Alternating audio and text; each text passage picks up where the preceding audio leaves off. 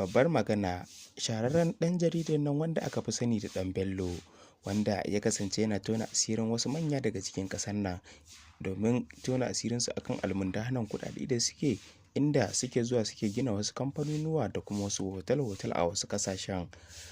A wannan lokaci kuma wannan Ɗan Bello ya garzayo kan ministan harkokin sadarwa wato Isa Ali Ibrahim Fantami.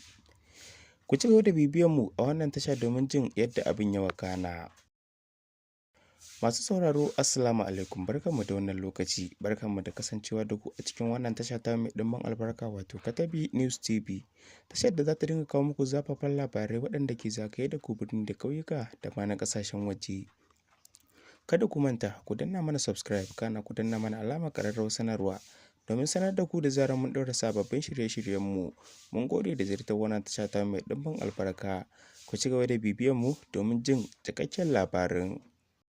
Shahararren ɗan jaridar nan wato Bello Galadanci, wanda jama'a suka fi sani da Ɗan Bello, ɗan jarida ne da ya kasance ga tona asirin manya-manyan 'yan siyasa da kuma wasu manya-manyan mutane waɗanda suke satar kuɗaɗen al'umma, suke zuwa suke gina wasu abubuwan more rayuwa domin ahalinsu.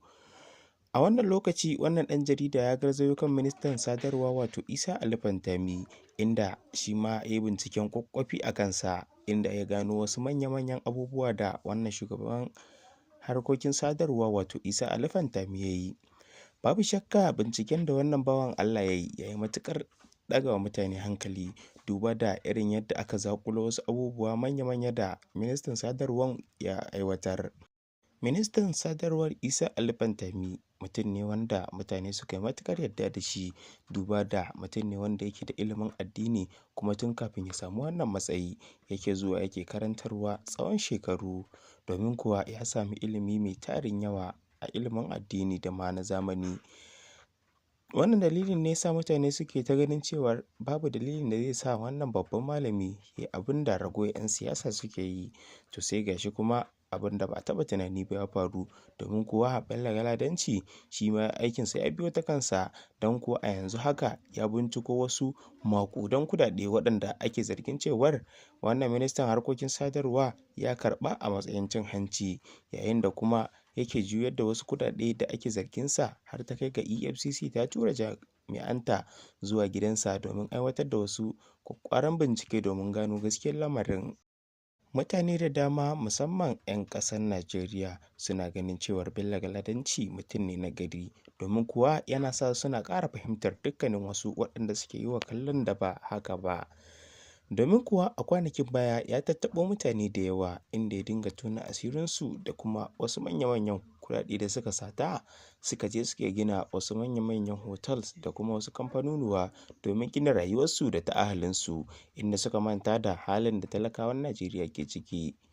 Wannan dalilin ne ya sa mutane suke yarda da duk abin da Bello Galadanci ya zo musu da shi, wanda a yanzu binciken nasa ya biyo kan ministan harkokin sadarwa wato Dr. Isa Ali Fantami, wanda shi ma binciken nasa ya ba da abin da ake buƙata, kana kuma ragowar mutanen Najeriya da suke mai wani kallon suka ƙara gano gaskiyar waye shi. Masu sauraron mu kada ku sha'afa, wannan na zuwa muku ne daga Katabi News TV, tashar da za ta dinga kawo muku zafafan labarai waɗanda ke faruwa a birni da ƙauyuka. Kada ku manta ku danna mana subscribe, kana ku danna mana alamar ƙararrawar sanarwa domin sanar da ku da zarar mun ɗora sababbin shirye-shiryenmu. Mun gode da ziyartar wannan tasha ta mai ɗimbin albarka. Ku ci gaba da bibiyan mu domin jin zafafan wasu labaran.